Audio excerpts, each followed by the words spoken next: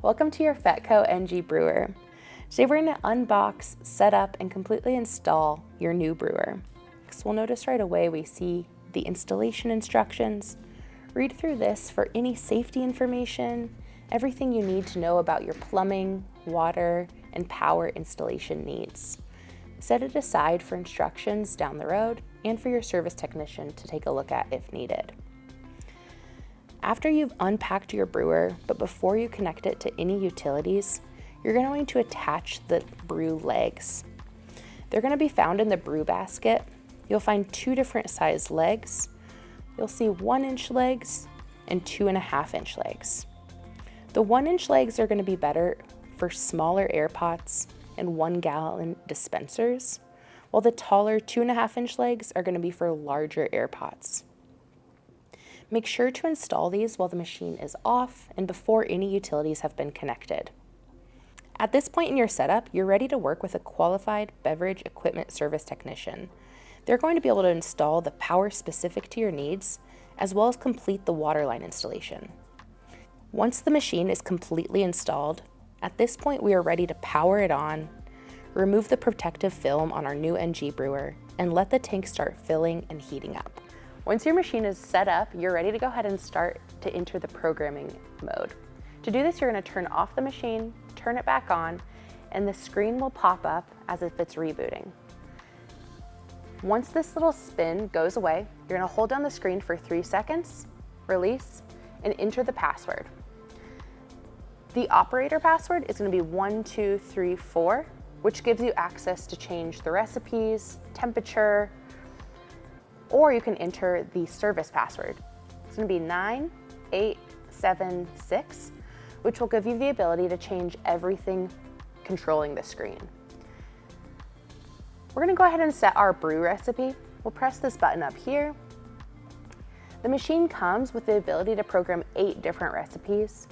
These can be 8 separate recipes, or you can mirror them so that it's 4 on one side, 4 on the other, down to just 1 on each side, or however you want to configure it.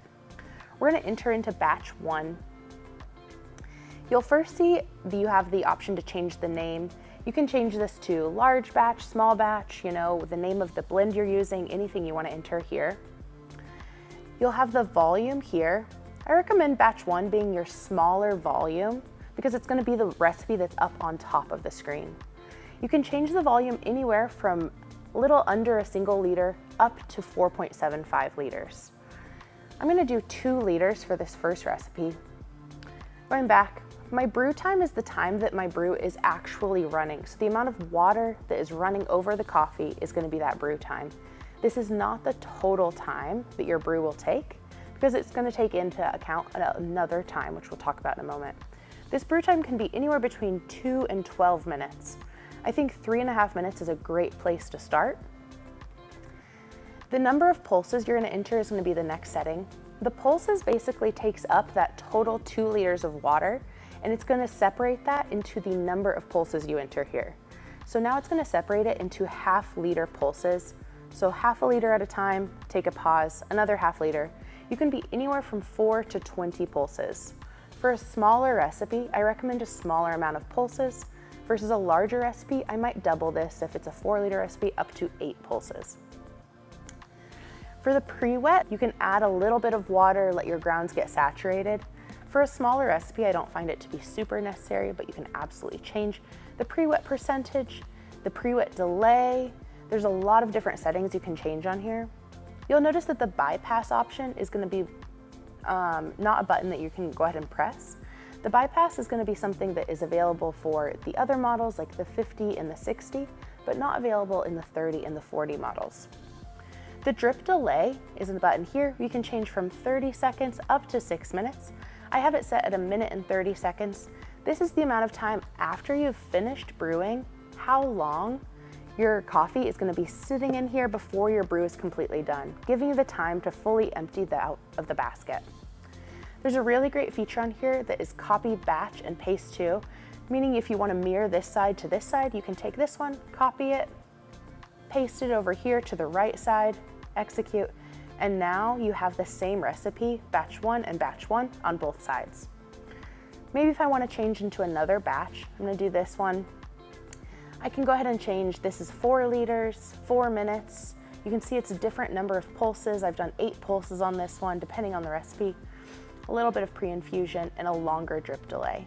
Again, I'm gonna copy this, paste it to the right side, and execute.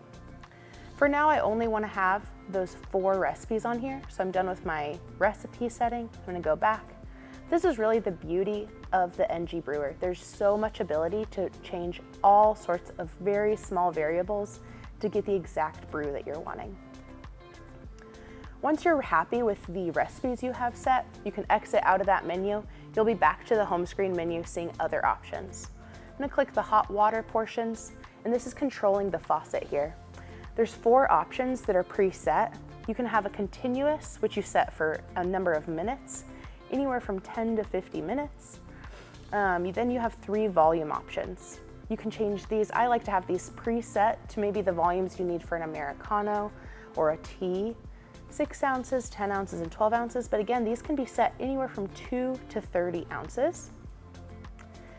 The next home screen button we're gonna go ahead and press is gonna be the settings button. In the settings, we'll find all sorts of things. So we'll find the temperature. You can change the temperature of your brewer anywhere from 170 to 208 degrees. We like to have this brew at temperature button on. If you have that off, it'll let you start a brew whether your temperature is set to that spot that you want it at or not, which might mean that your brew is a little bit cooler than you want it to be. So I like to have that on. I like to have my tank temperature on and my set point temp on. That means all of my temperatures will be at the top of the home screen. The hot water settings, you can have these off for the faucet. We want them on auto for now, but you can change those to off or on depending on your preferences. The unit of measure, you can choose between Fahrenheit, Celsius, gallons and liters, ounces and milliliters. Status light over here is green right now, but we can change this to be whatever color you want, whether it's green, blue, or white whenever it's ready. When it's not ready, it's always gonna be red.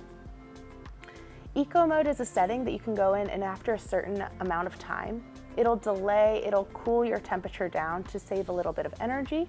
It's a great option, so it can say after a number of hours, set the tank to this temperature. The screensaver is a great option. You can have a custom screensaver, or you can have the Fetco screensaver. So you can have the custom here, you just select this. You decide the amount of time you want it to show up after. So right now it's showing up after 10 minutes of idle time. We could bring that down to 5 minutes. And if I want to do a custom screen, I'm going to go into upload image, and then it gives you the directions on how to do this here. You'll use the USB port that's on the back of the brewer to do so. The next thing we're going to look at is going to be the water filter. This is a great way that it's going to keep track of how much water is going through this brewer. It'll give you a little reminder when you need to change your brewer. Right now it's set to keep track at 10,000 liters to tell us when it's time to change our filter. Once you have all the settings set that you're ready to save, you're gonna press exit, save changes, and the machine will reboot, restarting as if you just turned it off and back on. Take a moment and then it'll enter back into the home brew screen. Now that our machine is programmed and ready to use, we're gonna brew our first batch of coffee. You're gonna weigh out and grind coffee beans according to your preferred recipe and ratio. Placing a large coffee filter flat into the brew basket, pour your coffee grounds in, being gentle not to get any coffee grounds on the sides of the filter. You'll shake gently to evenly distribute the coffee and return the brew basket to the machine. You'll select the recipe that you want to brew, press start, and your timer will begin counting down. Once your brew is completed, the screen will return back to the home screen. You'll remove the brew basket, disposing of any grounds and rinsing it thoroughly.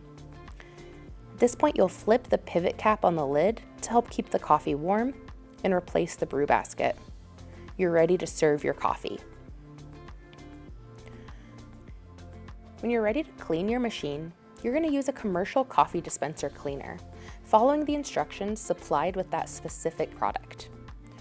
We're going to start a full 4-liter recipe on our machine. Once it's completed, we'll drain the cleaning solution out. We'll remove the lid and scrub the brewer thoroughly. We'll rinse this with hot water and refill it to let it sit until we're ready for our next brew. Another necessary part of daily cleaning is to remove the CSP from the spray head. It's magnetically attached, so you'll just pull it down, wiping off any film, any coffee, or anything that is on there, wiping it clean and reattaching it to the spray head. Now that your Fetco NG brewer is fully installed and set up, you are ready to use the smartest batch brewer on the market, with the ability to change minuscule details on your recipe, resulting in the best tasting coffee that you can brew.